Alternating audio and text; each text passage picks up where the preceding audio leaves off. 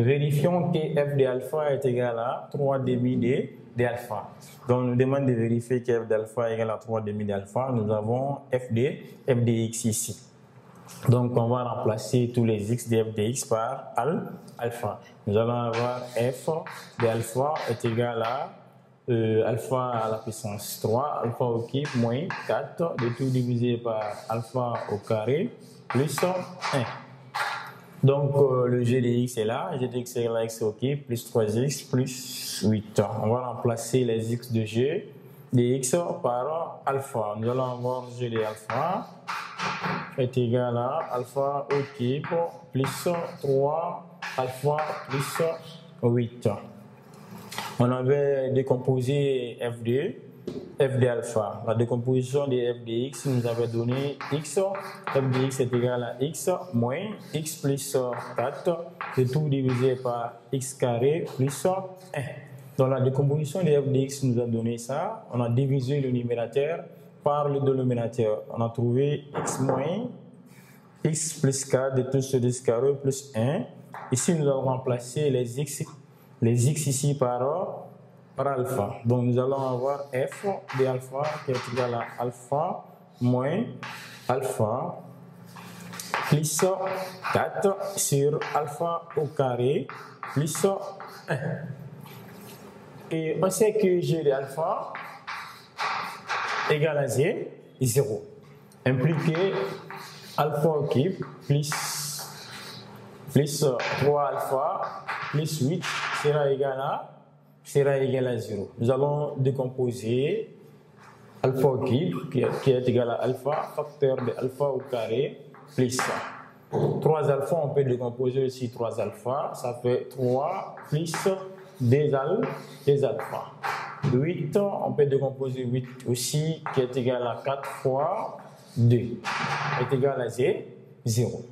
Ici, nous allons mettre alpha en facteur, c'est-à-dire on va factoriser par alpha. Si on prend alpha ici, ça va rester alpha au carré plus. Si on prend ici alpha, ça va rester 1. Ici, nous avons 2. Là aussi, nous avons 2. On peut factoriser par 2.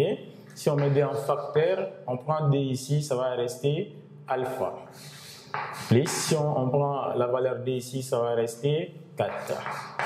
Qui est égal à 0. Donc, nous allons avoir alpha, facteur de alpha au carré, plus 1.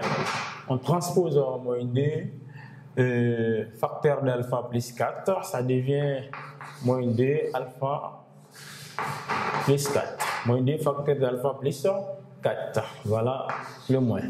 Nous allons tirer la valeur de alpha au carré plus 1. Qui est égal à moins 2 facteur de alpha plus 4. De tout divisé par la valeur de alpha. Donc, dans cette expression qui est égale à alpha, dans l'expression de f de x, la décomposition, on a trouvé que f de alpha égale à alpha moins alpha plus 4, de tout divisé par alpha carré plus 1. Nous avons la valeur de alpha carré plus 1. Alpha carré plus 1 est égal à moins 2 facteurs d'alpha plus 4. Petit 6, on nous demande de construire la courbe CF. Mais avant de construire la courbe CF, on avait dit d'en déduire une valeur approchée de f de alpha. Donc on a dit qu'alpha est compris entre moins 1,6 à moins 1,5.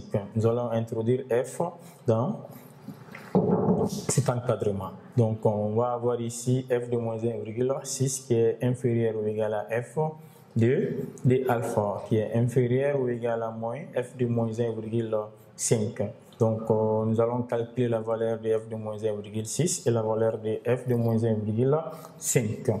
Donc, on voit que la valeur de f de moins 1,6 nous a donné moins 2,4 et la valeur de f de moins 1,5 nous a donné moins 2,25. Donc, f est compris entre ces deux valeurs. F est élément de l'intervalle fermé de moins 2,4 à moins 2,5. C'était la valeur approchée de alpha. Donc, on a demandé de construire la courbe. Nous avons ici le tableau de variation.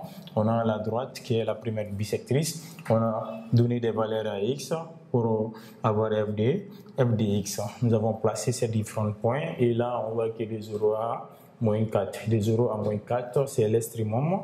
Nous avons placé de 0 à moins 4. Donc, on a lu de moins infini jusqu'à moins 4.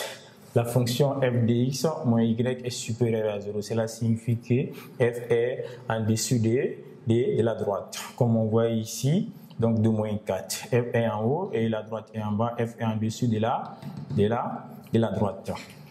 Donc, on a dit de moins infini à alpha. La fonction est strictement croissante. De moins infini à alpha, la fonction est strictement croissante. On a dit qu'alpha est compris entre moins 1,6 et moins 1,5. De moins 1,6 à moins 1,5, nous avons notre alpha. Donc, de moins infini jusqu'à ce point, la fonction est strictement croissante. C'est-à-dire de moins infini jusqu'à ce point, la fonction est strictement croissante.